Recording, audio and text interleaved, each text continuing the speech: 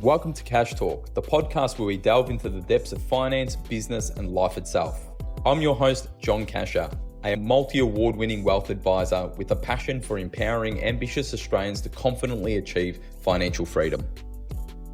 Hey everyone, before we get started, this is a quick reminder that everything in this podcast is of a general nature and nothing has been tailored to your personal circumstances. So please seek personal financial advice before acting on this information. Hey everyone, and welcome back to Cash Talk. And today I'm joined by Mason. Mason, how are you, mate? I'm good, thanks, mate. Yourself? Yeah, not bad. We're kind of matching here, mate. Yeah, we're twinning today. Twinning today. I'm a bit more of like a beigey, kind of like off-white colour, and you're going for the full white. Maybe we're just going for different shades of white, is it? That's it, mate. That's it. Just, it can't be completely the same. Nah, we're having a bit of a laugh with one another before we jumped on. But today's we want to kind of get into a bit of like a book. What would you call it? A dissection of a book that's probably shaped me and you in regards to the way we deliver advice, isn't it? 100%. It's a bit of a cult classic. I think anyone who's worked in personal finance or is just interested in personal finance has heard of this book. So I think diving deep into this one, just going over some key lessons will be fantastic. Yeah, definitely. And we haven't done this before. So if you're loving this episode or love this episode, please let us know. We'd love to do more of this because there is certain readings that shape who we are as advisors and that we use in regards to our philosophies. And this is one. So today we're talking about the classic of The Richest Man in Babylon by George Clason. And this is a book that I picked up and once I started reading it, I remember I read it and it went like from cover to cover. Yeah, it was one that I didn't want to kind of put down, and it's written in a way where it's a bit like of a historic kind of tale, isn't it? Absolutely. It's told lessons through a story, and that's how we remember it so well. And I think it's a great introduction as well because it's not a big book. I think anyone can read it. I think it's a really nice, easy read and some really great lessons we're going to dive into today. Yeah, definitely. And it's one of the ones that even my eldest boy, I've already just like opened up. A little bit hard to kind of talk through at this stage, but just to open up, and it is one that I'm going to start introducing as well too. So, if I'm willing to introduce it to my 8-year-old, yeah, we should be introducing it to all of you as well too who haven't read it. So Mason, what we've kind of done is broken it down into some key lessons, haven't we? Yeah. And let's start with the first key lesson that this book teaches about money management. Absolutely. So the first lesson we have here is saving 10% of your income, which I think is sound advice. Yeah. And it's a great, let's call that a great starting position, isn't it? And especially in Australia, we can now start to relate that to things like superannuation. This book is not written for Australia. It's written globally. And so for us to be so fortunate in Australia where we've got 12% of our income going towards our retirement, what a great initiative from previous governments, yeah, to implement a system like that, yeah? But also it's around, okay, cool, now that we know that, don't sit on your laurels and say, yeah, okay, cool, superannuation's taking care of that. 10%'s the start. It is. It very much is the start. And I think it's important. How I sort of think of this lesson is pay yourself first. So I think a lot of people get paid, go through the month, we live, we do what we need to do, and then whatever's left over, I might save that or might invest that. It might be 1%, it might be negative for some people. Whereas this approach, it's no, every month or every week, 10% of my paycheck at least is going towards savings. And that way, you can't miss it. And you get that consistency and it compounds over time. Definitely. So if you're getting paid $1,000, grab $100 and take it off the table. Put it into an envelope that you don't see. Probably a more effective way than that. But you get me what I mean. Pay yourself first. And it's key lesson because the compounding effect of doing this, so like the earlier the better. Yeah. Also, coupled with what we've got in Australia, that's essentially 22% that you're putting towards your future you. That's crazy. That's amazing. Yeah. That's a really good amount. Like every 5 years, you're replacing 1 year's worth of income. Yeah. That's pretty cool. But there's some more lessons, isn't there? Absolutely. I think that first lesson ties into this second lesson, which is don't spend more than you make. Oh, yeah. Which is common problem that we see all the time, isn't it? Definitely, it's paramount. I think often we live our lives without thinking of what we're spending. It's very unconscious, whereas this brings it front of mind into the conscious. Don't spend more than you make. So I know I make $1,000 a week or a month, whatever you want to do. don't spend more than that. Like you cannot live a lifestyle that is beyond your income. And this is where you see people get into the afterpay debts, the credit card debts, and it all snowballs. Because I want everything now, Mason. I want everything. I want things that everyone else has got. I want them for me. Yeah, and this is where comparison is so bad. This is where accessibility of debt is so bad. If you don't have the money and it's not for wise reasons, don't borrow from it. Use the money that you earn. So, and remember, you can only use after rule 1. Yeah, rule 1 in regards to paying yourself first or saving for yourself first. Then after that's done, let's say I'm getting paid $1,000 and I've got 900 left. Don't go and spend 950. Yeah, don't use debt. Don't whatever. Use the money that you've got. Very, very good, sound rule to help not get into disastrous situations. And I talk very often about this debt-fueled society, and it's because they're borrowing their future income for now's needs. 100%. And you got to think you can't be financially stressed if you're not spending more than you make because you're always making it. And it's from Benjamin Graham in the Intelligent Investor, where he says that an intelligent investor can only go broke by using debt. It makes sound sense, doesn't it? It's debt is the instrument that can be very good for you, but can also be very disastrous. If you don't use debt and you're just using your income,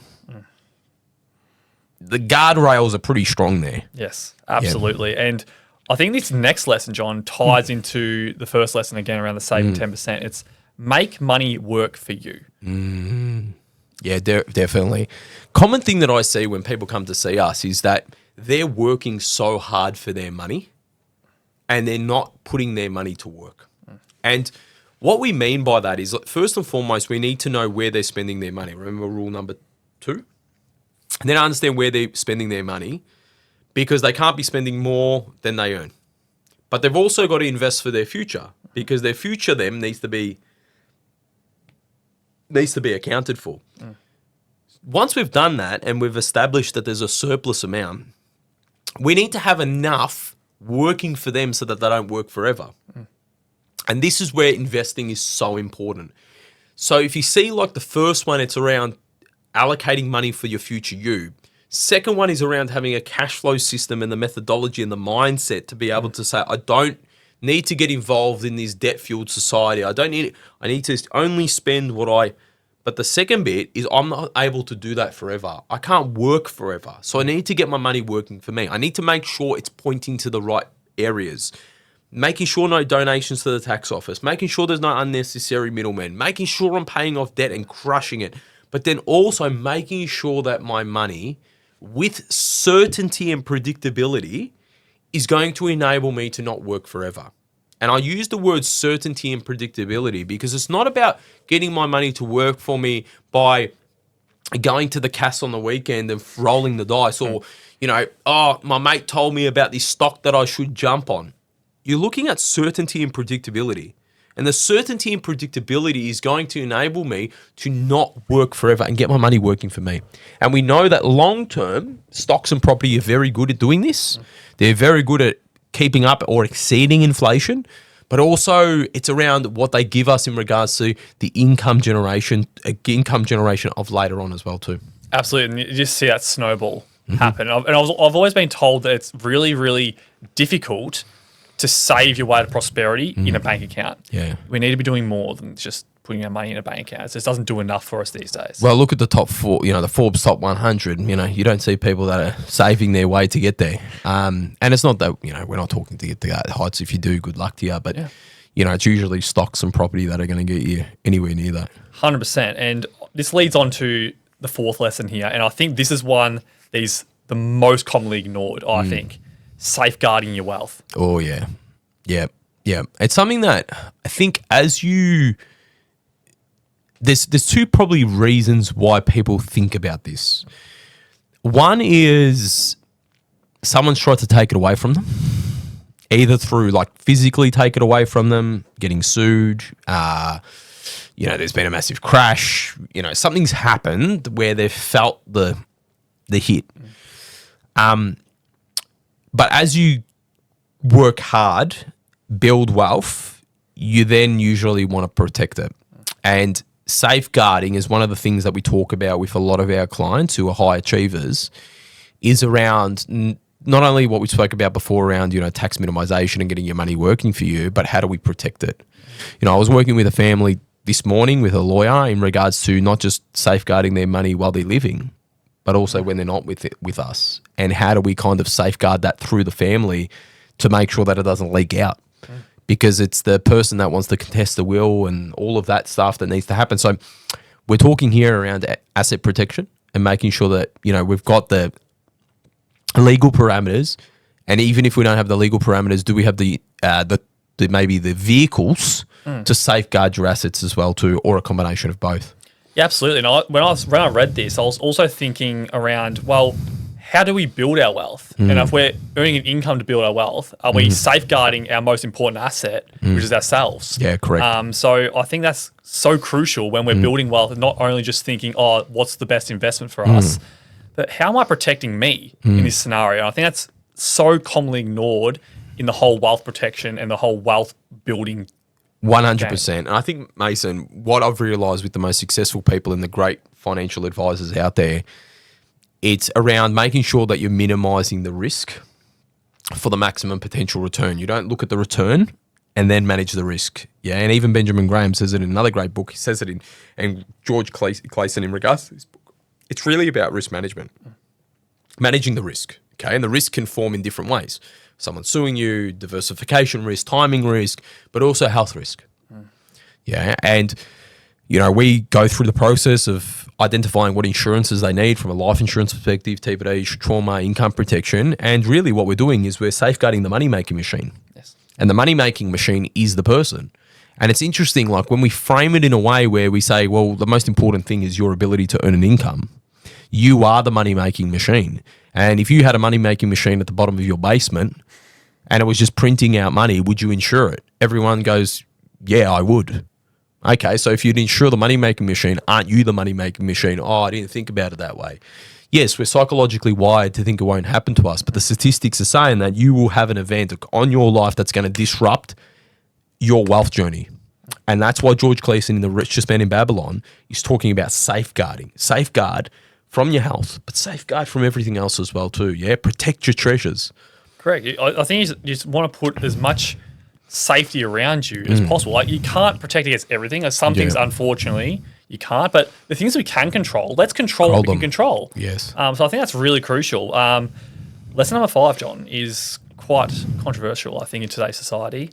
Be a homeowner. Yeah, it's an interesting one because I've had a few discussions about this one, yeah, and I do like it, but I understand for and against for this. Now, when we talk about be a homeowner, I like the fact that you've got a roof over your head. Like a basic necessity, you've got a roof over your head. But the argument is, even if I rent, I've still got a roof over my head. Especially with modern, and this book was written years ago, there's a lot more tenancy protections that we have today than we had in the past. However, in Australia, you also don't get many capital gains tax-free assets. Yeah? Selling my home at the moment. Bought another home, yeah, and on that property, we're going to probably make a little bit on that house, yeah. I'm not going to need to worry about tax. Now, for me to make how much I've made potentially, obviously the market will do what the market, but potentially earn, the amount that I need to make in before tax income to then offset that, it's huge. Now, don't get me wrong, I've got to pay my property off in after-tax dollars as well, so there's always this, cost-benefit analysis. But I do like our clients to have a roof over their head that is theirs. And I will say this for probably also unfinancial numbers, like take the finances out. I kind of talk about the picture of two main things. Number one is you've got a home, you've got a young family, you get a knock on the door that you need to, in 12 months' time, move out. They've met all the tenancy laws, 12 months. That might disrupt your ability to stay in the suburb that your kids are going to school in that. You might not be able to get that house in there, and then you're going to need to move the kids out of the school. And it's very disruptive, especially for that young family. Second one is the older cohort. They're renting when they're 80, say, or 75, and knock on the door, sorry, we're going to develop it, or whatever's going to happen. And you've got like, I don't know if it's just embedded in me, but I do like the principle of having your own home. How do you feel about that, Mason? I'm in the same boat. Okay. It's interesting when you look at the numbers, say on a spreadsheet. The whole rent vesting thing does look pretty good when you buy up the numbers. You get to live where you want to live, that type of thing. However, what I've seen working with people, because it's emotions, the security of having your own home.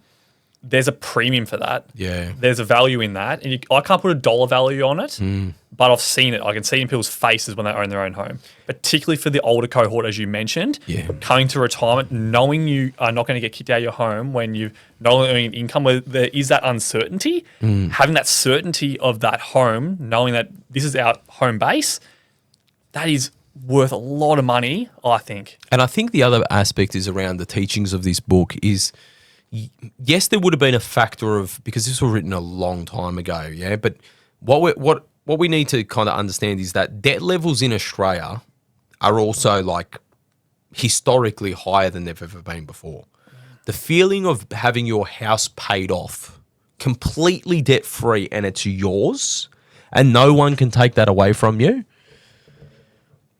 Yeah, geez, it's a good feeling. Like everyone that I speak to and that I know that have paid off their house, or once they pay it off, it feels like they've won Tats Lotto. Like that feeling, it's yours. No one can take it away from you. You have a capital gains tax-free asset. Sounds good to me. Huge milestone. Lesson number 6, John, here. We've got insure your future income. Yeah, so this is linked to the safeguarding. And so this is where the safeguarding your assets before, I think, was rule number 5. Yeah, 4. Yeah, 4. They're linked together. Yeah. And this is where we're talking about just repeating around the money-making machine. Yeah. Like everyone always goes to buying a new car, they go and insure their car. They go to get a new house, they insure their house. Yeah. They got a boat, they'll insure everything. And then they'll kind of do the old like, oh, I think I'm right. I think I've got it in my super. Most cases, in that case, and I'm not going to put a number around that, but in most cases, they don't have adequate cover. Yeah. And so if something happens to you and you lose, as this book says about your treasure, well, everything you've built is just gone. It's been under jeopardy. We just talked about controlling what you can control. Well, then you've got to allocate a premium towards that to pay for the certainty in that event happening for me to maintain that money-making machine. And so we have to, from rule number 4, safeguard our assets, put moats around them, put double-walled gates, We need to making sure asset protection is at the highest regard. But if they get through the moat, get through the double gates, get in there and actually take the treasure. And you'll see, if you read the book, you'll see where this is all referring to. If the treasure's gone, well, we need to insure it. We need to make sure that plan A is still in action. We haven't lost the whole castle because they've come in and taken the crown. Absolutely. And I think as well, when I read this, I was thinking, we work for our money, might go to an employer, we might be self-employed, but what other income sources do we have? Because not all income sources will last forever. So by ensuring your future income, I think you need to be planting seeds for fruitful trees later on. So whether that's rental income or investment income or a side hustle or what have you, I think it pays to have multiple avenues to make money. Definitely. And when we talk about the premium of insurance, we're talking about the time that in the times where you can't self-insure yourself. So speaking to a client earlier this week, and they were talking around how long they need their insurances for. And I was saying, well, it's to the point in which you can self-fund yourself. So to your point, if you've got enough income, enough asset pool to then self-insure yourself, it becomes exactly that. We don't care how it's insured, but if we lose the crown, can someone come in and replace that crown instantly? And if the answer is no, and we lose the crown and then we lose the whole castle, what needs to happen now? Exactly right. And lesson 7 is probably my favourite one. I mean, improve your skills. Oh, yeah. I love this one. It was something that actually of the teachings of Warren Buffett, where I first learned this, was around like investing in knowledge because no one can take it away from you. And that was kind of the way he framed it. Yeah. And even though I liked school, I kind of like, it's a bit of a whatever, yeah, to be honest with you. And so being young, I didn't appreciate the compounding effect of knowledge. But then I fell in love with learning. Something changed. I can't tell you when. I love learning. And I did always when I was young. I liked learning, but I think the school framework maybe didn't like your traditional English, maths, I was more a bit laterally thinking. But yeah, like I will tell you, investing in knowledge is probably the most powerful thing you can do. Yeah. There was a kid recently, I think Mark Zuckerberg just hired a 24-year-old for I'm going to say it was it's the largest pay package, he's super nerd in regards to AI, yeah? But I looked at that and I'm like, yeah, but he's paying for knowledge. He's paying for knowledge. He's simply paying for knowledge. I totally appreciate that people come to see us because of the knowledge that I've accumulated over the last 20 years. And that people know that I've been obsessed with what I do and that I'm up till 1 a.m., 2 a.m., 4 o'clock in the morning, insane hours, dedicating on knowledge to become better and better and better and better. Now, which brings me on to my point about this. Yes, accumulate your own knowledge so that you can become better. If you are the best eye surgeon in the world, or you're mediocre eye surgeon, there is a big difference between the best eye surgeon in the world and the mediocre eye surgeon. So get your craft and absolutely nail it. Cool. Become literate in areas that are important for you. However, you do not need to be a super specialist in everything.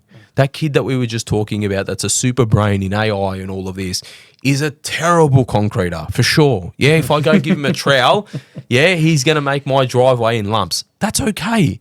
But if he's smart, he's going to use his knowledge and leverage that and use the money that knowledge generates to go get the best concreter for his job.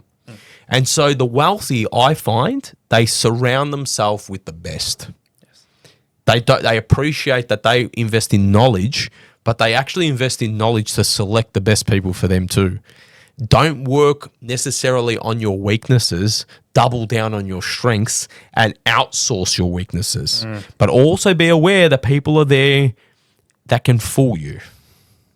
So you need enough awareness to read people. Because if it's your weakness, you're also not aware, so you have to put trust in that person. So that's where the acumen of knowledge in people skills, regardless, AI world or whatever, is so important. But investing in knowledge, people can't take it away. And it is the biggest leverage that we use to elevate people's income and to drive them to really bring those goals sooner. Absolutely. I was once told that the best goal to have is the goal of mastery. Because one, you can never achieve it. There's always more to learn. But also, you cannot buy it. Yeah. So I was like, yeah, that makes a lot of sense. And because people can't buy it, they pay you. Yeah, correct. Because you've got the skills. Correct. And if you don't have the skills, then there's always someone who's learning, is more passionate about it, and is going to get those skills.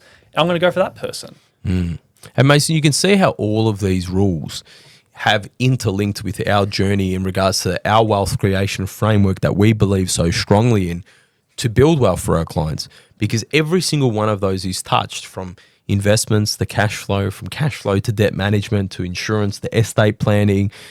All of these ones are looked at very intensively because these are rules that have worked not just for 10, 20 years. These have worked for hundreds of years. This book, as it says, is The Richest Man in Babylon, is set in the scene of the Babylonian era, which was years and years and years ago. So it's a very good book, which should resonate with you around not only Thriving Wealth's framework and the way that we teach and the results we have even today, but this is a tried and true process that has been tested for hundreds of years.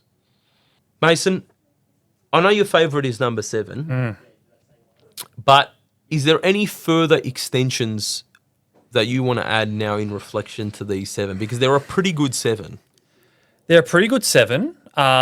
I liked what you said about rule number 1. So going back to rule number 1 now, around saving 10% of your income and saying that's just a start.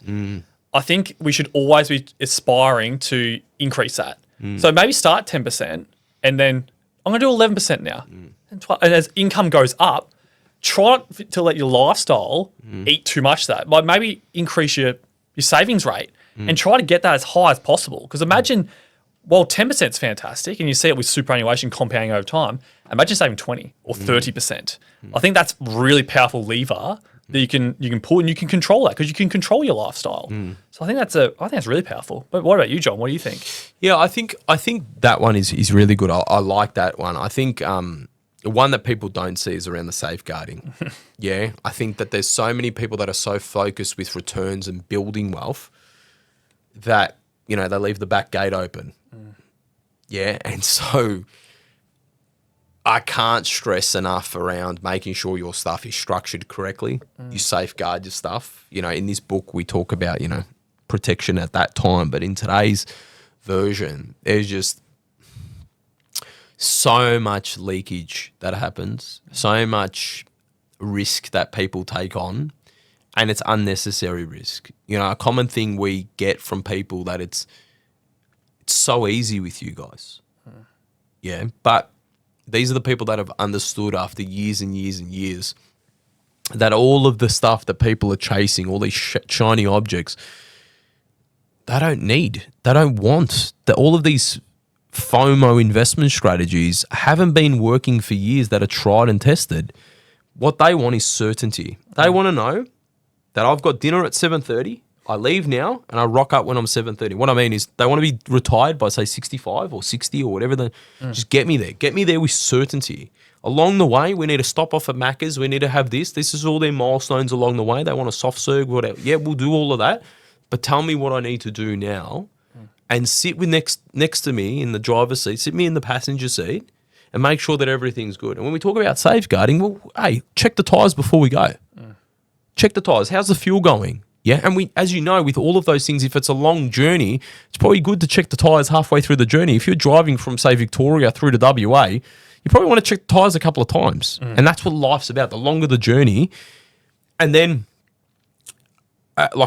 taking that into consideration, yes, we want to get to WA, but if we plan it enough well, we don't need to speed. We don't need to risk going 220 kilometres an hour across the half of Australia or the whole of Australia.